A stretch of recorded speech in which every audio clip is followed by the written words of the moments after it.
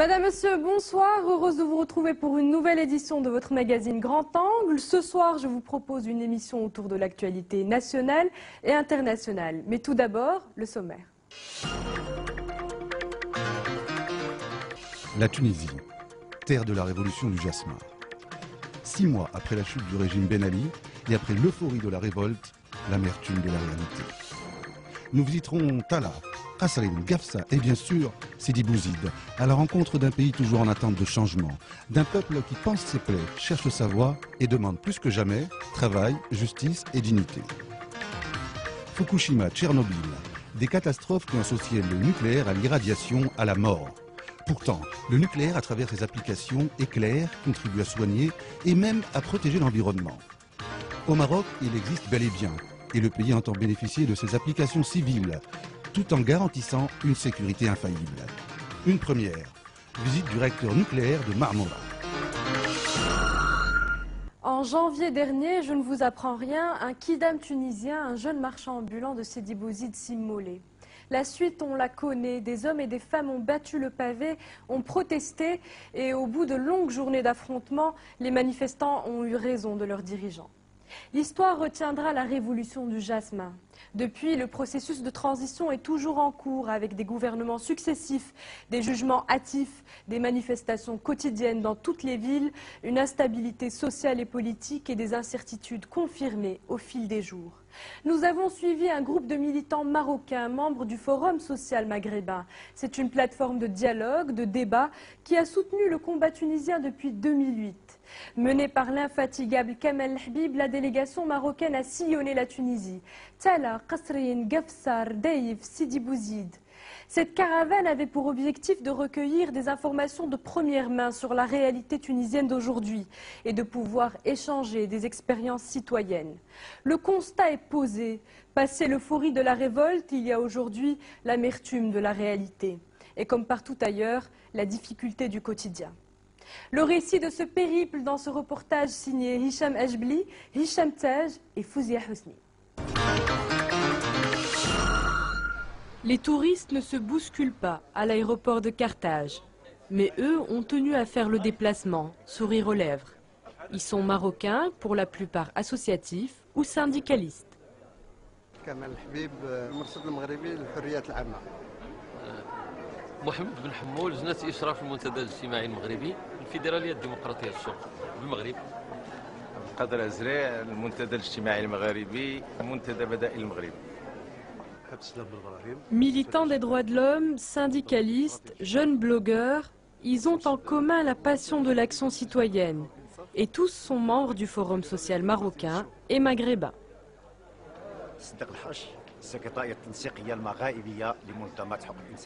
غسان وائل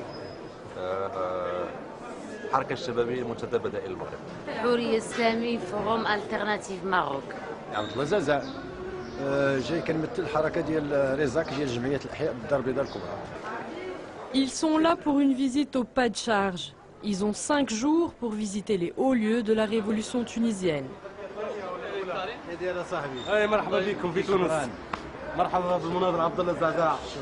On est plein d'espoir, particulièrement en ce qui concerne la Tunisie.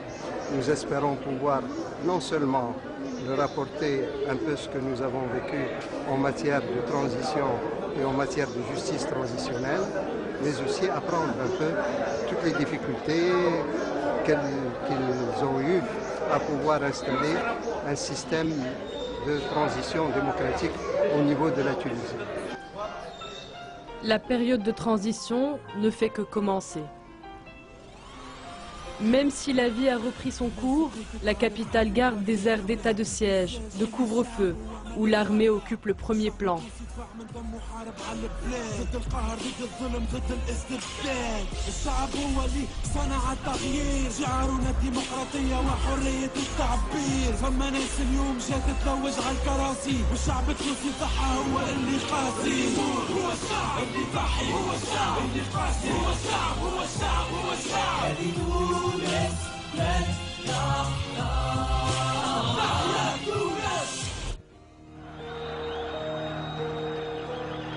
Janvier 2011, la rue tunisienne est en ébullition.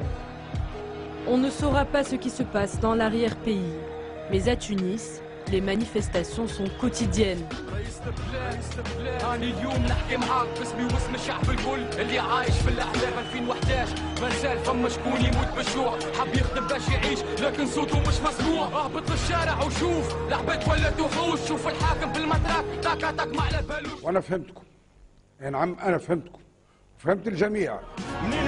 Partout, les mêmes revendications sont scandées par des citoyens assoiffés de liberté. 4 mois plus tard, retour justement dans cet arrière-pays, cette Tunisie inconnue des touristes et qui a été le berceau de la révolte. 1400 km attendent nos militants. Ils viennent des 5 pays maghrébins, mais aussi de Palestine, de France, de Jordanie, des États-Unis. Ils se connaissent depuis leur rencontre précédente en Tunisie, mais aussi au Maroc ou encore à Dakar. Tant de fois ils ont refait le monde ensemble, mais cette fois, la rencontre a un goût particulier. Ensemble, nous avons vécu la plus belle expérience depuis à peu près une dizaine d'années à construire cet espace maghrébin et je pense que c'est là finalement le plus gros des projets sur lesquels nous avons travaillé depuis 2004, particulièrement avec nos amis tunisiens qui nous ont soutenus, accompagnés sans faillir à aucun moment à ce projet magnifique que nous sommes en train de vivre aujourd'hui en voulant à la fois créer une région de démocratie, d'unité du Maghreb, de libération de toutes les potentialités syndicales et associatives.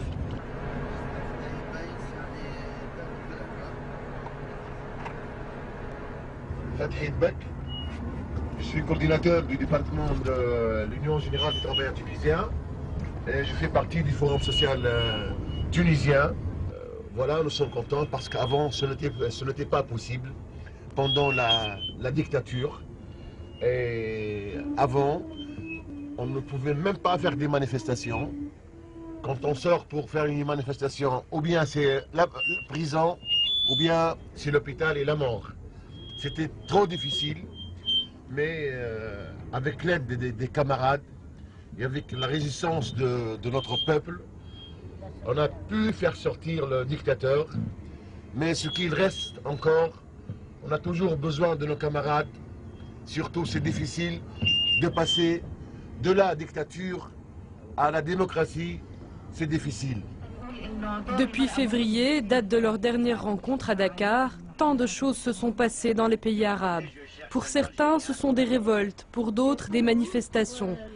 La route est longue et c'est l'occasion pour chacun d'y aller de son expérience. J'ai reçu mes premières armes militantes dans une famille militante, mais c'est surtout mes premières armes militantes, elles étaient au FMAS, surtout à Action Jeunesse. C'est là où j'ai appris la plus grosse partie de ce que je sais faire aujourd'hui, de ce que je suis aujourd'hui en tant que militant. C'est ce qu'on essaie aussi de transmettre au sein de nos mouvements de protestation. Et d'ailleurs, ce mouvement-là du 20 février s'inspire énormément ne serait-ce que dans sa forme horizontale de l'organisation des forums sociaux et de la démocratie horizontale qu'il y a au sein des forums sociaux. Merci. Oui. Tella se situe à 250 km de Tunis. Une petite ville de 14 000 habitants qui vit d'agriculture et d'élevage. Une petite cité tranquille qui a connu des jours de terreur quelques mois auparavant. كنا كاينين في تلا اللي فعلا انطلقت منها اول حركات ديال الاحتجاج كانت فيها ضحايا ديال الرصاص ديال النظام ديال بن علي يعني غادي يكون لقاء اولا مع هاد العائلات ديال الشهداء ديال هاد المنطقه النائيه ماشي في الوسط وهذا يعني عنصر اللي ظهر في الثوره التونسيه وهو انه ماشي العاصمه اللي كانت فيها حركات ولكن اساسا وهادشي منذ 2008 اللي قوات فيها الحركات الاحتجاجيه كلها كانت خارج المناطق ديال المنطقة ديال العاصمة التونسية. Les organisateurs avaient prévu une rencontre avec les familles des victimes de la répression à Tala. Mais dès leur arrivée, les visiteurs sont interpellés. Le besoin de témoigner est énorme. Les habitants de Tala ont peur que leurs enfants soient morts pour rien.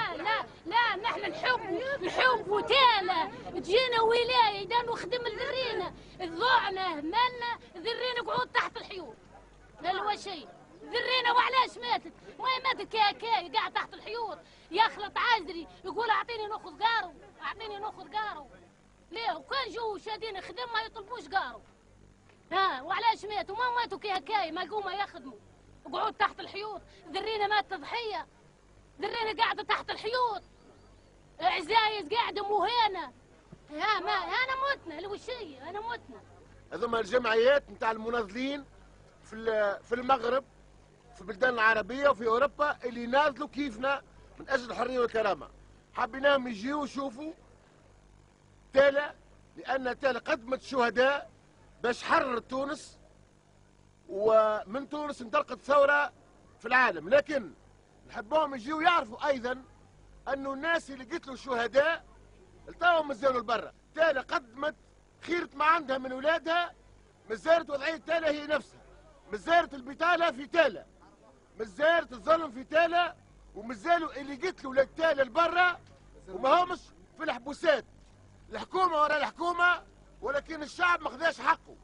حبينا تجي الصحافة العالمية ويجوا أصدقاء. Le malaise est grand et les attentes énormes.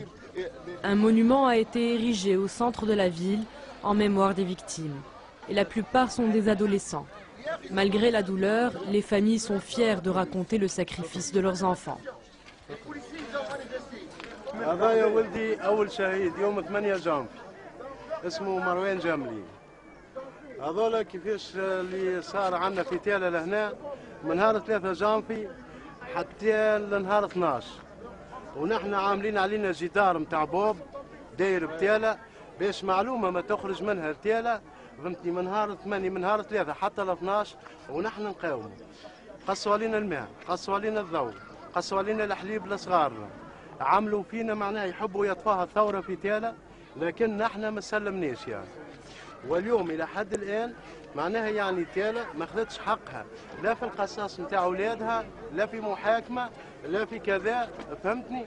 والبوب البارح وقت اللي وروا فيه في الاذاعه التونسيه يقول لك نحن ابرياء من دماء الشهداء وهما هذول ناس معناها وصلوا لاولادنا قلت لهم في الحومه لهنا يعني. هذايا احمد ياسين رطيبي. احمد ياسين رطيبي هذايا انسان معاق قتلوه على بعد 800 متر معناها معاق راه وما يعرف حد شيء في الدنيا. اللي هو باباه تو كان يتكلم هذاك باباه معاق ما ينجمش لا يجري لا يحادف لا يعمل حد شيء. والله صدقوني على بعض وتو تمشوا معايا وين نوريكم وين قتلوه بالضبط معناها شيء اجرام يعني راهو مش الناس سفاحه.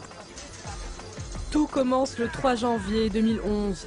250 manifestants, dont une majorité de lycéens, sortent dans les rues de Tala pour ce qui devait être une marche pacifique de soutien aux citoyens de Sidi Bouzid. Mais à Tala, les choses dégénèrent. Les forces de police interviennent. La foule déchaînée met le feu à plusieurs bâtiments. Bilan, 10 morts, 127 blessés. Écouter des témoignages sur les arrestations de jeunes, de garçons innocents, et c'est terrible, c'est vraiment à la limite de l'insupportable. Le Maroc a vécu ça autrement. Des années plus tard, les auditions publiques étaient poignantes, mais là on est encore sur le moment trop proche, vif, où la haine remonte. On n'a pas eu le temps encore de digérer la perte des proches, surtout quand ça se passe de manière injuste. C'est pas du tout évident à supporter. C'est vraiment l'insupportable.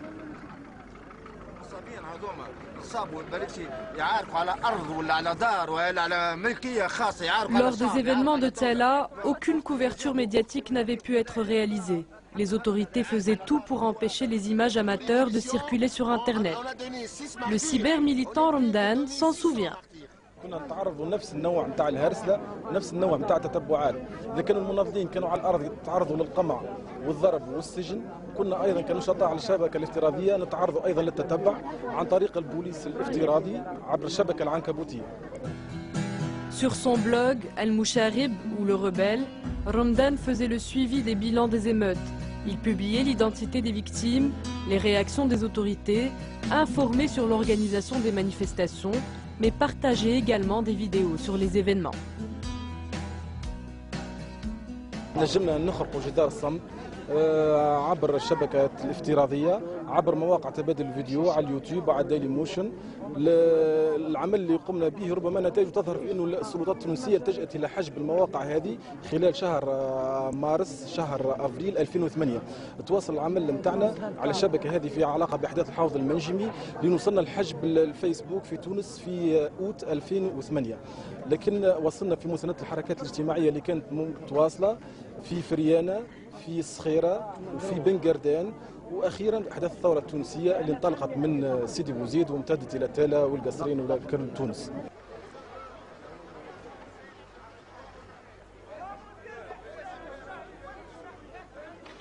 Tala est souvent associée à Qasrin, la ville qui a payé le plus lourd tribut à la révolution tunisienne. Ici, le travail est rare, l'implication de l'État minime. La mainmise du RCD, parti au pouvoir, était en revanche omniprésente. On parle ici d'au moins une quarantaine de morts sous les balles des unités d'élite de Ben Ali. Des jeunes sortis manifester en janvier contre le chômage, la précarité et l'exclusion. La plupart avaient entre 12 et 16 ans. La police aurait même tiré sur les cortèges funéraires. تونسنا حرة كيفكم كيف رئيسكم المخلوع يا قتل الروح وين تروح عقاب عمرك تجربوا كيما تليتوا باش تتذلوا كيما قهرتوا باش تقهروا جاء وقتكم باش تحسوا اش حست العباد. À Qasrin, ce sont les syndicalistes qui invitent, plus précisément l'UGTT, le plus important syndicat tunisien.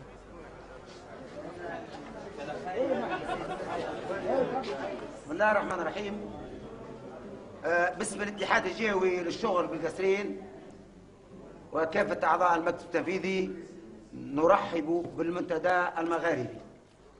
أكبر عدد من الشهداء سقط في القصرين. قصرين واجهت سلطة الدكتاتور بأبناء بصدور عارية حتى لا أصحى بيضاء ولا حجارة، أبناء بصدور عارية ضد أعتى وأقوى أنواع الفرق في الديكتاتورية.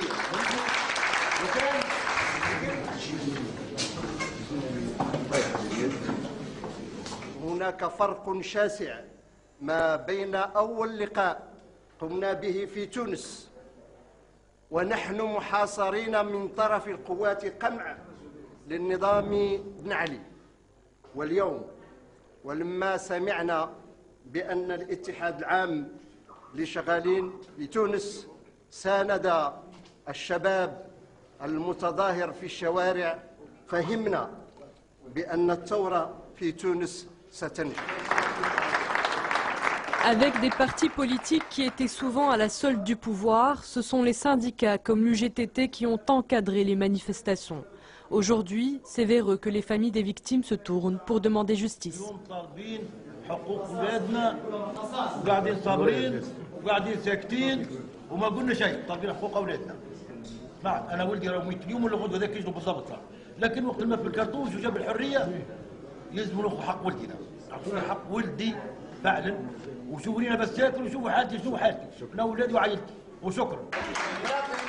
Et malheureusement, la visite au pas de charge ne nous permet pas de répondre à cette invitation.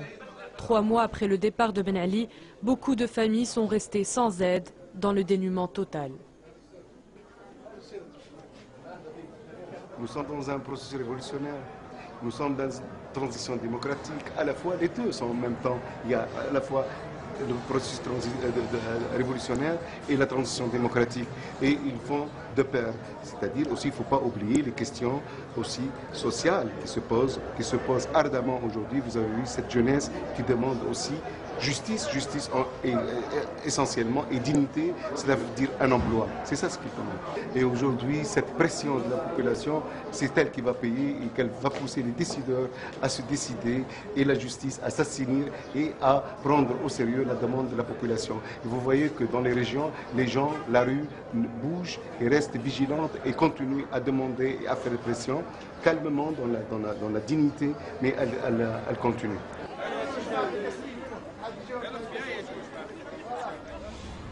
La caravane reprend sa route en direction des frontières algériennes, vers la région de Feriana. Ici, la nature est aride, la végétation rare et l'agriculture quasi inexistante. Chez cette population mi-nomade, mi-sédentaire, on a rarement l'occasion de recevoir des visiteurs, surtout de l'étranger.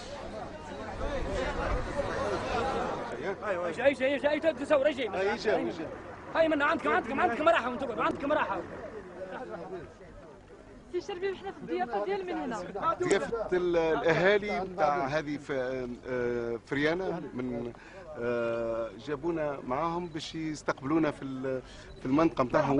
مرحبا بكم الكل. واصيلي خاصه منظمي اصيلي فريانه حبوا يقدموا لنا لاهاليهم وهم مشكورين. منطقة مجبع عباس. منطقة مجبع عباس اللي هي في ضواحي فريانة. La révolution tunisienne s'est faite loin et en dehors des gens de Feriana. Mais aujourd'hui, ils sont vigilants. Longtemps négligés, enclavés, ils souhaitent eux aussi une part des dividendes de cette révolution.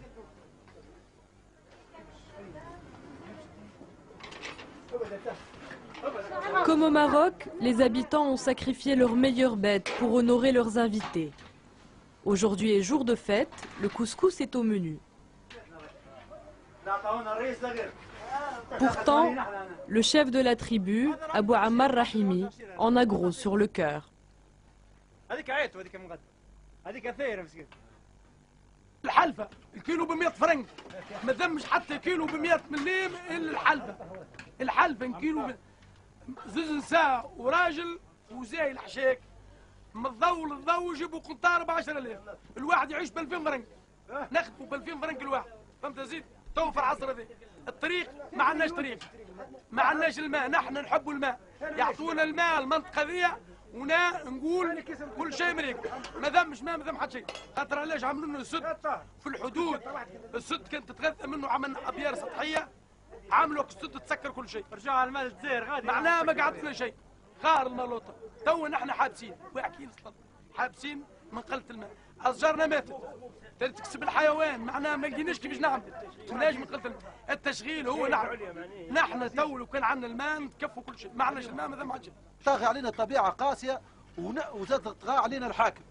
يعني كان إقصاء سنوات وسنوات، كان إقصاء في هذه المنطقة من طرف الحكام. من طرف الحكام بورقيبة في عهد بورقيبة وفي عهد الزين، توا أكثر من عهد من 56 من الاستقلال، وهي المناطق قاعدة على طبيعتها كما خلقها ربي. كما خلقها ربي بقات. Depuis le début de la Révolution, l'approvisionnement en nourriture et en matières premières est défaillant. Dans cette région encore plus. Et paradoxalement, c'est à Feriana, une des régions les plus démunies en Tunisie, que les participants dégusteront leur meilleur repas.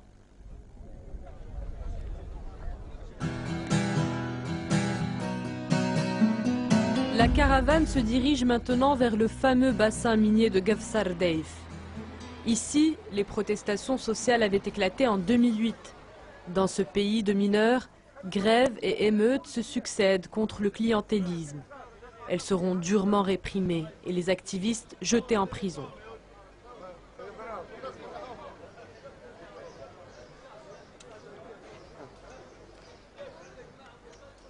Mouhiddine Cherbib était l'un des leurs. Il a été condamné à 2 ans et 15 jours de prison. Notre visite coïncide avec son acquittement. manifestation pour l'indépendance de la justice. رفيق محي الدين هو كان في اللجنه تاع المسانده لاهالي الرديف وللرفاق في الرديف وللنقابيين الرديف، كان في لجنه المسانده. يكفي هذا بالنسبه لبن علي انه عمل محاكمه وطبعا محاكمه زور وتلفيق التهم ضد الرفيق محي الدين والحكم عليه بسنوات سجن، وطبعا كان من برا في الخارج لانه في الهجره. اليوم بعد الثوره، بعد نجاح الثوره، تمكن انه يدخل لتونس ويكون في الوقفه هذه مع يعني مع رفاقه ومع الشعب. والمحكمه هذه شهدت يعني ظلمات كبيره برشا. من المحكمه هذه خرجت ناس للسجون، ومن المحكمه هذه تقتلت ناس، وكان الدكتاتور كان يحب يضغط على قفصه. مدينه قفصه فيها مناضلين كبار، فيها عندها تاريخ كبير نتاع نضال نتاع صمود، وكان الدكتاتور حصرها بعتاد عسكري وبوليسي كبير جدا. Les séances de procès de Gafsa, on n'a pas pu se retrouver tous ensemble. Et vous trouvez personne ici devant le tribunal. La police empêchait les gens, même les familles, d'assister au procès.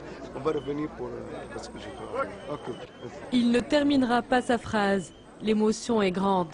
Pour ce militant interdit de séjour dans son propre pays, être à Gafsa aujourd'hui, libre, et pouvoir entrer dans ce tribunal est une grande victoire.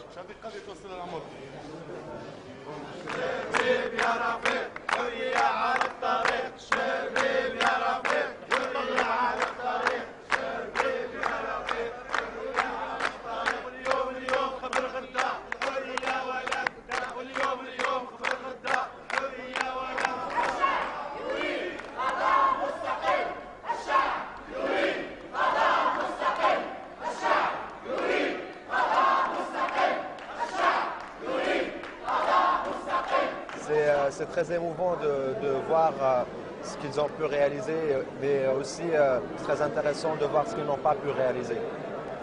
C'est ça, je pense que c'est ça la richesse de l'échange.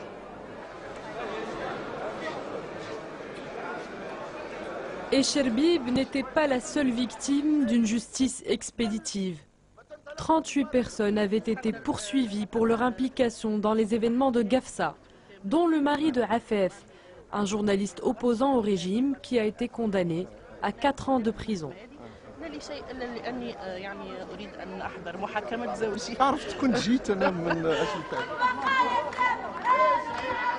أنا زوجة صحفي فاهم بوكدوس كان حكم في هذه المحكمة ب4 سنوات. كنت يعني محرومة حتى من أن أحضر محاكمة فاهم هنا في المحكمة. يعني كنت أتعرض يوميا أثناء المحاكمات للضرب أمام هذه المحكمة، الاعتداء بالعنف والسب والشتم.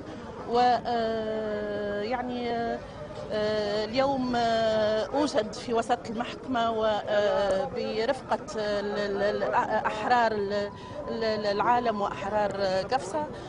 هذا شيء يعني مبهج. Depuis la chute du régime Ben Ali, jeunes et moins jeunes peuvent à nouveau s'approprier cette place, aujourd'hui symbole de liberté et de prise de parole. Erdeyf est la ville jumelle de Gafsa. Elle a aussi été un symbole de protestation sociale dans les événements du bassin minier en 2008. On compte ici 4 morts et 30 blessés, mais aussi des centaines d'arrestations, des actes supposés de torture et des lourdes condamnations de militants associatifs et de journalistes.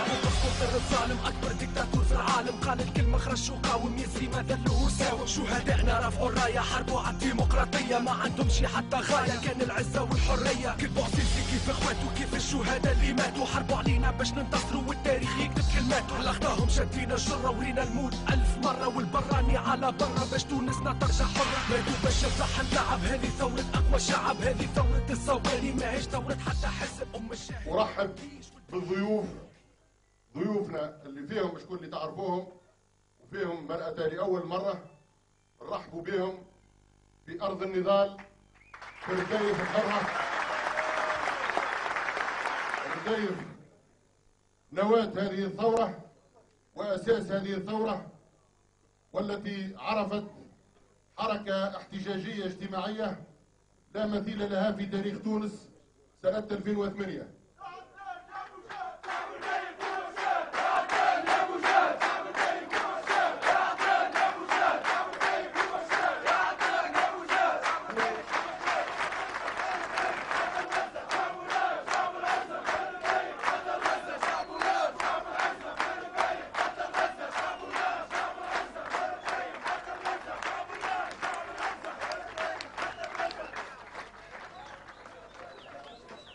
صنعتوا وجه آخر في المنطقة العربية ككل بشجاعتكم نضالاتكم وتحديتوا القمع وتحديتوا الدكتاتورية ديال بن علي. نفس المعركة نقوم بها من أجل العدالة الاجتماعية من أجل ناس أنظاف يخدمون مصالح الشعب. فمعركتكم معركتنا ثورتكم ثورتنا فثورتنا واحدة في كل مناطق العالم العربي. فشكرا لشباب ردايف فشكرا لشباب قصرين فشكرا لكل الشباب الذين انتزعوا الخوف وحملوا كل الشعارات التي كنا نكافح من أجلها منذ ما يزيد عن 30 سنة.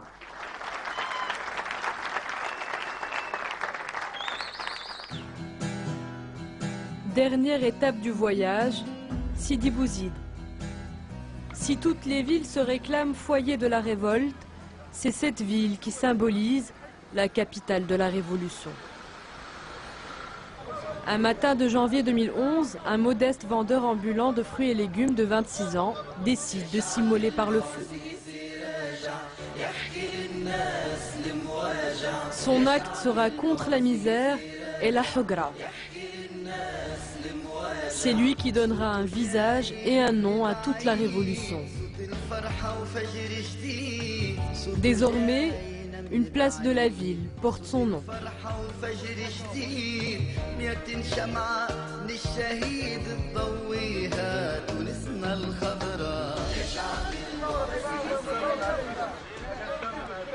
Mais aujourd'hui, chez les jeunes concitoyens de Bouazizi, c'est la désillusion. قد يكون نهار نشوفوا في كل نهار حكايه جديده وكل نهار بربي لحظه بربي كي تحكوا هما لا نقص Et pour Rassen Wail, c'est la première fois qu'il peut aller au-delà des slogans, véritablement comprendre, poser des questions à des jeunes de son âge. من نهار بدات الثورة هنا جات السرقة للدولة. بدات نهار 17 بدات نهار 17 تغير جبتوا لي في دار ولد نهار 14 ولكن واش ما تتحش ان هم يحبوا يغطوا هم يحبوا يغطوا اسمعي واش ما تتحش ان عندكم حرية أكثر دابا انكم تهضروا ما دامش ولي نحبوا نشوفوا نحبوا نشوفوها نحن عملناها على الحرية نحن الثورة عملناها على الحرية ونهي تعطيها اللي يحبوا يعدوه ما يحبوش يعدوه ولكن سيدي الكريم هذه البلاد بلاد ثورات ولكن التنمية واش ما استفدنا ماذا استفاد اسأل الجميع ما استفاد مواطني سيدي بوزيد من هذه الثورة لا شيء الحالة بقيت كما هي أكثر من قبل بل الكثير واش التنمية رجعت الميليشيات نفسها الفساد الإداري لا يزال موجود المواطن العادي بعد أن سمع أن هناك ثورة يذهب إلى الإدارة العادية كل يوم أخي أيها المسؤول، أنا أريد تشغيل، أنا أريد تحسين حياتي. لا يوجد شيء. نفس الميليشيات التي كانت مع بن علي لا تزال تتواصل إلى يوم الآن. ماذا نسأل اليوم؟ نسأل التطهير. يعني الثورة مازال ما كملتش. لم تنتهي الثورة. لم تنتهي الثورة، بل الثورة صودرت. الثورة صودرت منه، سرقت منه الثورة.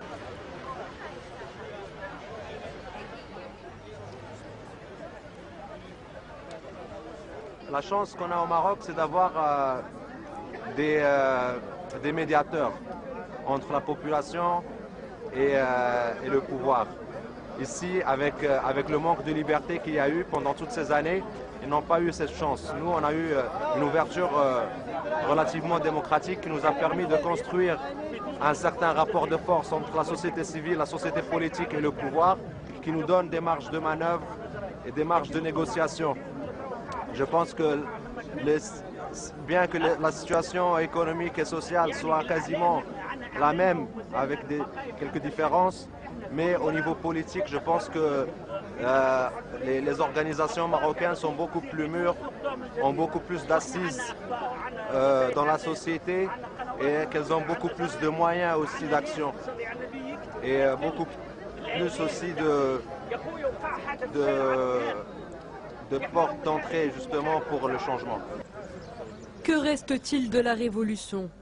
Des slogans, des graffitis et une certitude pour Kamal Habib. La révolution n'est jamais une fin en soi. Ce qu'on souhaite, c'est toujours qu'on puisse arriver effectivement à réaliser les aspirations des peuples, toujours dans le choix qui est le nôtre, qui est celui d'une lutte et une bataille pacifique où il y a constamment, systématiquement, la sauvegarde de la vie humaine et la sauvegarde de sa dignité et de sa liberté à s'exprimer et à manifester.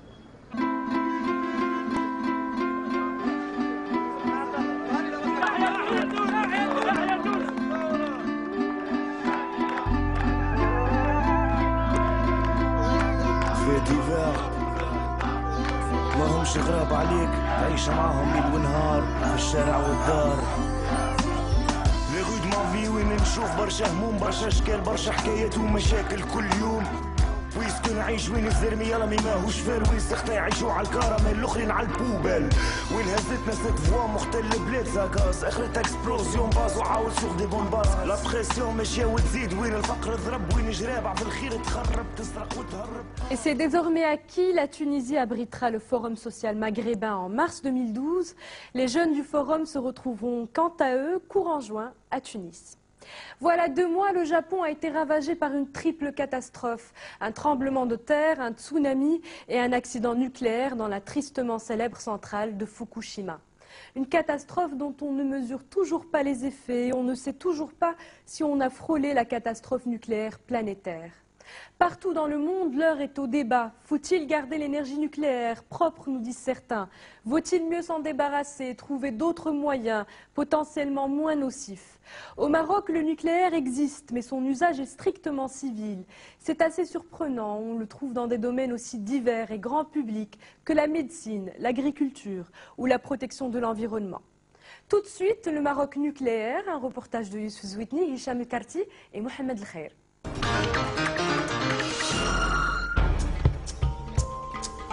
Nous sommes à Bled Dendoun en pleine forêt de la Marmora. C'est dans ce lieu, à l'abri des regards et sous haute surveillance, que se trouve un site jugé sensible, le centre d'études nucléaires. Le site abrite un réacteur atomique gardé 24 heures sur 24 par une brigade de la gendarmerie royale. La sécurité est draconienne et la fouille est systématique pour les visiteurs. Créé en 1986, le centre national dispose d'un réacteur de recherche d'une puissance de 2 MW. Le nucléaire a toujours été associé, comme vous venez de le dire, à la bombe d'Hiroshima, à l'accident de Tchernobyl, alors que les bienfaits du nucléaire, ils sont par milliers. Unique au Maroc, le réacteur qui a coûté près de 100 millions de dollars est utilisé essentiellement dans la recherche scientifique appliquée au quotidien dans des dizaines de secteurs de la vie courante.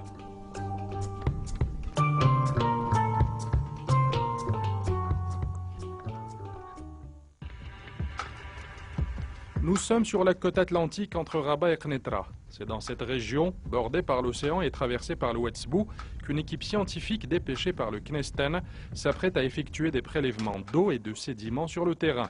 Sur cet affluent de l'Oued, Bouchra, Mounir et Tabor, la stagiaire sénégalaise, vont recueillir des échantillons d'eau qui seront soumis à des analyses pointues. Ces dernières serviront à la base de données du secrétariat d'État de l'eau et de l'environnement. Le recours aux techniques nucléaires s'avère très important dans les études de la gestion des ressources en eau parce que généralement la molécule d'eau contient des atomes d'oxygène 18 et deutérium qui sont des traceurs naturels, des traceurs nucléaires stables qui donnent une idée sur l'origine de l'eau, le mode de résurgence, et les zones de recharge, les mélanges entre les aquifères et aussi ils donnent une idée sur l'origine de la minéralisation. Autant d'informations indispensables pour les pouvoirs publics chargés de la préservation des nappes phréatiques et de la protection de l'environnement. Protection qui passe aussi par l'analyse de sédiments pour détecter d'éventuelles traces de produits toxiques ou de radioactivité. Ces analyses seront effectuées au centre d'études nucléaires après un traitement approprié. Nous retrouvons Mounir muni de son échantillon de sédiments. La préparation des échantillons pour irradiation. Une fois séché et réduit en poudre, l'échantillon de sédiments est préparé au laboratoire avant son irradiation dans le réacteur en vue de répondre à plusieurs questions. Pour l'étude des transferts de la matière depuis le continent vers l'Atlantique, donc par le biais de l'analyse des éléments chimiques qui constituent la matrice dans le sédiment, et secondo, pour l'évaluation de la pollution chimique qui est due aux activités humaines dans le bassin de Sebot. Donc là, c'est les métaux lourds qui sont toxiques, qui puissent contaminer l'eau, les sédiments, etc. Le technicien et l'ingénieur passent ensuite à la seconde étape du processus, l'envoi de l'échantillon au cœur du réacteur par aspiration pneumatique. D'accord, vas-y, tu places donc la navette dans le tube. Et comme ça, donc il sera aspiré par air. Et puis voilà, donc c'est bon. D'accord, donc on va attendre 2 minutes, il faut sortir de l'extérieur. Dans la salle de contrôle du réacteur, 3 ingénieurs atomistes sont prêts à réceptionner l'échantillon. Aux commandes, Schaffer, le jeune physicien nucléaire, pour qui la sécurité du réacteur est totalement assurée. Le réacteur il est équipé de plusieurs arrêts d'urgence. Comme dit M. Nassar, il y a un arrêt d'urgence sur la température, il y a un arrêt d'urgence sur le séisme, il y a un arrêt d'urgence sur la perte d'alimentation. Donc tout ça sont des éléments qui assurent la sûreté du réacteur. Érigé sur une plateforme de 9 mètres de hauteur, le cœur du réacteur baigne dans une piscine qui absorbe les irradiations. Sa puissance est de 2 MW alors qu'il faut compter 500 MW pour une centrale nucléaire. La conception n'est pas la même que Fukushima. Ici, on ne peut pas imaginer une fusion du cœur du réacteur. Alors que pour Fukushima ou Tchernobyl, il y avait, pour Tchernobyl, il y avait une fusion du cœur. Lorsqu'on entend nucléaire, on entend le mot nucléaire, c'est toujours la bombe atomique ou Tchernobyl, etc. Mais on ne voit pas l'autre côté. C'est que quotidiennement, on utilise le nucléaire dans le pays. La radioactivité, donc c'est la lutte contre les cancers, c'est l'agriculture, c'est l'irradiation des aliments, etc. Donc il n'y a pas un côté Tchernobyl et un côté bombe atomique, il y a un autre côté qui est positif qu'il faut le voir. Un côté positif décliné notamment dans l'environnement et la médecine. Aux unités de radioécologie et de datation qui permettent d'étudier les sols et les minerais s'ajoute la production d'iode 131 utilisée en médecine nucléaire. Comme combustible, on utilise de l'hydrure de zirconium-uranium qui est gainé avec de l'acier inoxydable. Une barre comme ça coûte à peu près $30 000. Et on utilise, pour avoir une puissance de 2 MW, on utilise 101 éléments combustibles. Ça nous permet de fonctionner une année. Tu récupères l'échantillon. Des gants, un sas de sûreté et une gaine de plomb protégeant l'échantillon de sédiments irradiés. Ici, on ne badine pas avec les procédures de sécurité, même si les doses radioactives sont infinitésimales. On transforme les éléments stables à des éléments qui sont radioactifs et on mesure la radioactivité. Donc ces éléments sont quantifiés et donc ils sont comparés aux normes qui sont établies par des organisations internationales, y compris l'OMS par exemple, ou l'Agence de l'environnement européenne ou américaine. Reconnu pour son expertise dans la recherche nucléaire, le CNESTEN a tissé de solides partenariats, notamment avec l'Agence internationale de l'énergie atomique. Le CNESTEN développe et fait la promotion de ces techniques et les met au service de ces secteurs. Et là, la liste est longue. secteur médical, où le CNESTEN, depuis une douzaine d'années, approvisionne les services de médecine nucléaire, que ce soit publics ou privés. Et nous allons passer bientôt à une production locale donc des principaux radiopharmaceutiques utilisés au Maroc, le secteur de l'eau, où les techniques isotopiques jouent un rôle important dans l'optimisation de la gestion des ressources hydriques du pays, le secteur de l'industrie, où plusieurs techniques ont été introduites par les équipes du centre, secteur de l'environnement, notamment tout ce qui est études de pollution, études d'environnement, l'agriculture, tout ce qui est études d'érosion des sols par l'outil nucléaire. Disons que la liste est très longue. Nous sommes à Rabat. Dans cette clinique, un nouveau centre a vu le jour il y a 6 mois. Le centre de médecine nucléaire dirigé par le docteur Zkri. Son confrère cancérologue souhaite le consulter sur un dossier particulier, celui d'une patiente qui nécessite un examen d'exploration supplémentaire. On a 2 petites lésions. Une au niveau de T12, mais celle-là est paraît bénigne parce que c'est bien arrondi et tout ça. Et on a celle-là au niveau de l'aileron sacré, celle-là elle est plus suspecte. L'approche thérapeutique, on est en train de voir un peu qu'est-ce qu'on va prendre sur le plan local radiothérapie du sol ou s'il faut un traitement par voie générale pour chimiothérapie du sol. Pour ça, j'ai demandé un scanner qui était parfait, les résultats étaient parfaits, sauf qu'on a un doute sur une toute petite lésion au niveau osseuse. Donc on a 2 moyens de faire, soit la scintille qui va permettre un peu de voir un peu si ça fixe à ce niveau-là ou pas, et en même temps explorer le reste du squelette osseux.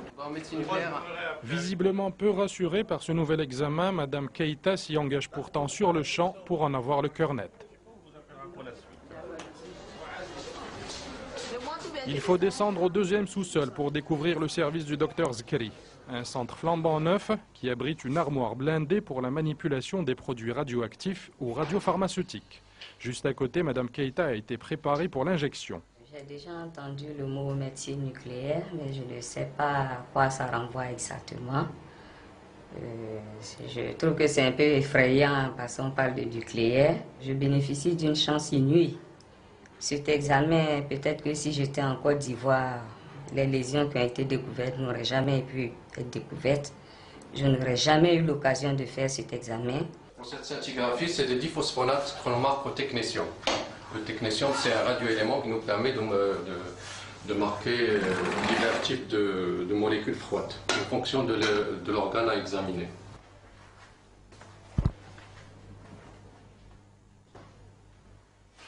C'est bon? La médecine nucléaire, c'est une spécialité médicale qui utilise les radioisotopes, c'est-à-dire les radioéléments, pour le diagnostic et le traitement. Donc il y a un volet diagnostique et un volet thérapeutique. Le produit radioactif injecté à Madame Keïta permettra de révéler plus nettement les lésions osseuses grâce à la scintigraphie, une technique utilisant des rayons gamma. Alors, tu as ce petit point là sur l'épaule, d'accord? Et il y a un petit point là sur le col du fémur. Le scanner ne nous a pas montré l'épaule ni le col du fémur. Sans la scintigraphie, on ne va pas se focaliser sur ça. Donc ça fait une partie de toute la panoplie des examens qu'on demande pour pouvoir proposer un traitement à la carte à cette patiente.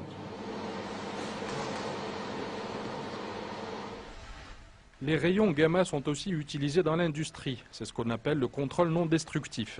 Grâce à cette technique nucléaire, plusieurs infrastructures sont contrôlées au plus près, mais parfois des drames surviennent.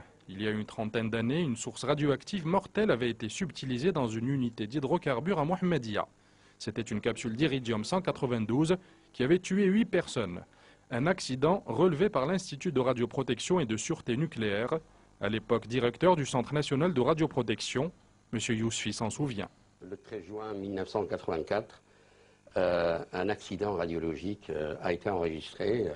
Et donc, ça s'est passé dans un chantier à Mohammedia où un ouvrier qui n'était pas formé, qui n'était pas informé des dangers, a récupéré une source pour l'amener dans un espace très réduit chez lui. Il l'a posé dans une commode et, où il habitait avec sa femme et ses 4 enfants. Évidemment, la mort est venue progressivement d'une personne à une autre, évidemment. Dans les secteurs qui sont normalisés, qui sont contrôlés, le risque, il est presque zéro, il est minime. Et donc, les pouvoirs publics font énormément d'efforts pour préserver la santé intacte de toute personne qui est exposée aux radiations, que ce soit dans le milieu industriel, que ce soit dans le milieu médical. Des secteurs soumis à des contrôles draconiens pour éviter de nouvelles tragédies liées aux accidents nucléaires. Nous sommes à Salé, au Centre national de radioprotection, un organisme chargé de surveiller et de contrôler toutes les activités relatives à l'utilisation des rayonnements ionisants.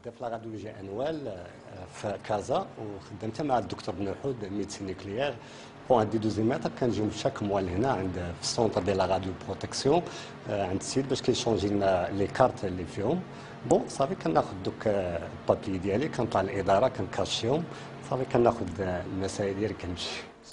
Un passage obligé et réglementé pour déceler tout dépassement de seuil éventuel. Les dosimètres, normalement, ils sont utilisés durant un mois. Les utilisateurs qui travaillent sur rayonnement ionisant. Il y a qu'un في الميدecine nucléaire, في les hôpitaux, في l'industrie, في la recherche. Cet appareil va nous permettre de voir est-ce que la dose reçue par le travailleur, ça dépasse les limites ou non. Alors de quelle dose s'agit-il? De quel produit? De produits, c'est-à-dire les différents rayons, soit gamma, soit les X, qui sont mesurés au niveau de cet appareil. Et une fois qu'on voit qu'il y a dépassement de dose, à ce moment-là, on alerte le médecin de travail, comme quoi l'utilisateur a dépassé une dose, c'est-à-dire le seuil fixé par la réglementation. Nous mettons le cap vers le sud sur la façade atlantique entre Safi et Essaouira. C'est ici où des études de site d'une centrale électronucléaire ont été effectuées et validées par l'Agence internationale de l'énergie atomique. Quelques kilomètres à peine séparent la route nationale des rivages de l'océan, où quelques habitants collectent des mollusques. D'autres y gardent leur cheptel dans des maigres pâturages en attendant que l'ONE, l'opérateur public, propriétaire du site, exploite le terrain. اش كيقولوا الناس غنديروا هنايا ما كاينش في راسو شي حاجه غندير. كاين اللي يقول لك هذا الزين غادي يكون نووي، كاين اللي غادي يقول لك بترول، كلش كيقول، كاين اللي يقول طاقه كهربائيه، كلش كيقول. شي حاجه صحيحه ما كايناش، شي حاجه اللي معلقه في الجامع باش نعرفوها صحيحه ما كايناش، وهذا الشيء ما عارفين واش امتى غادي يكون. Pour en savoir plus, nous nous sommes rendus à la commune rurale de Sidi Ishaq où nous avons obtenu quelques informations auprès des responsables sur les détails de l'opération. كيمشي هذا الانسان لدارو شحال فيها مترو، شحال معها، شحال هادي، شحال هادي، شحال عندك ديال الملك، شحال عندك هادي، صافي كملوها في 93 في شهر. جاو كيخلصوا الناس، جاو للجماعه كيعيطوا للقيد، كيعيطوا لسميتو، كيجيو العدو كيتخلص من الانسان.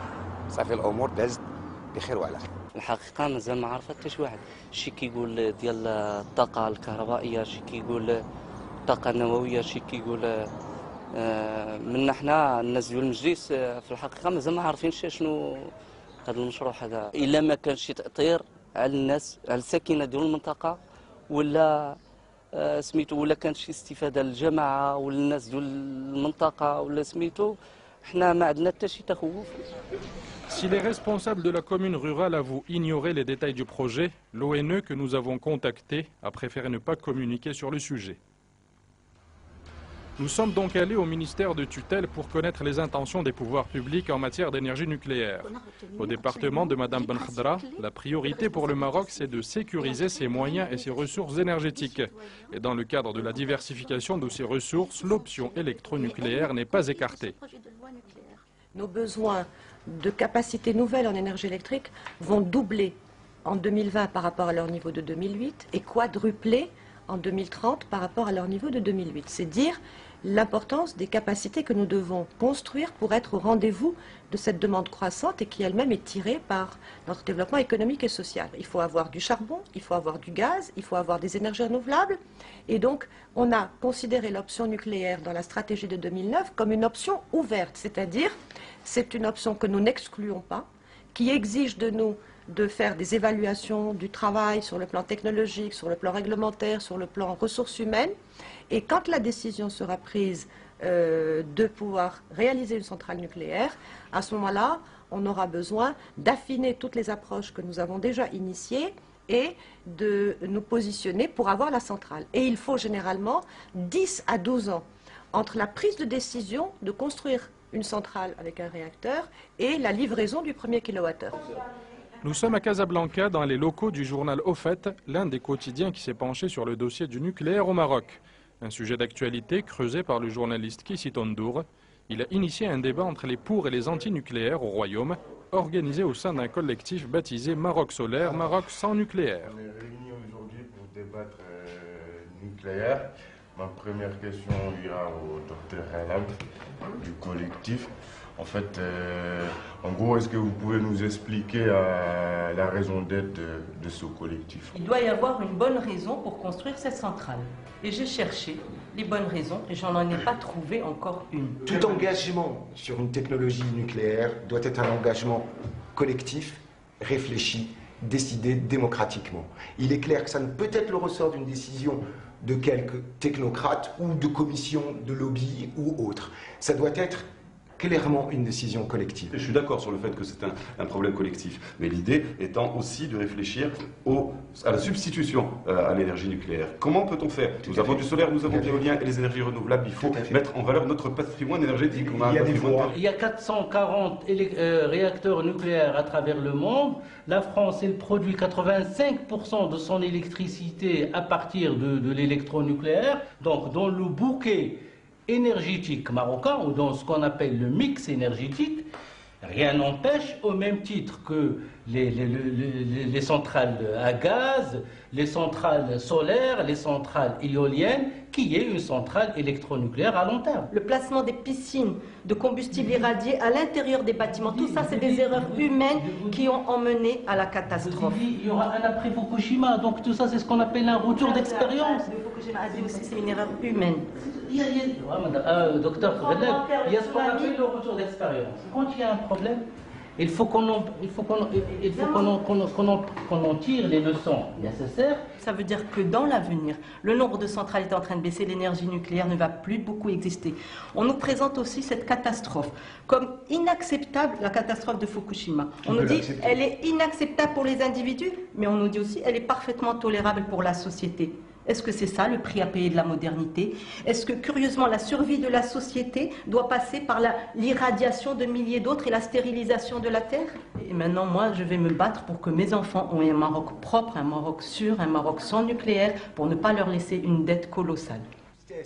Résolument contre le projet d'une centrale nucléaire au Maroc, les centaines de membres du collectif, militants ou sympathisants, ont déjà leur page Facebook qui ne cesse d'accueillir de nouveaux membres. Ils réclament un véritable débat national et ont déjà interpellé la ministre de l'Énergie et des Mines sur le sujet pour savoir si le nucléaire est bon ou pas pour le Maroc. Et pour cause, la catastrophe de Fukushima hante toujours les esprits, comme celle de Tchernobyl d'ailleurs. En Europe, les militants antinucléaires montent régulièrement au créneau pour dénoncer les menaces que fait peser cette énergie, réclamer la fermeture des centrales et exiger un arrêt des principaux réacteurs érigés sur le continent. Si la France, fortement dépendante de ces centrales, ne souhaite pas ouvrir le débat, l'Allemagne, elle, songe sérieusement à l'idée d'une consultation populaire et d'un moratoire. Au Maroc, l'idée d'une centrale nucléaire fait son chemin, mais le temps est toujours à la réflexion. Une énergie dite propre et dont les applications utiles au quotidien ne sont plus à démontrer, mais qui reste en même temps ô combien dangereuse lorsqu'elle échappe au contrôle de son concepteur.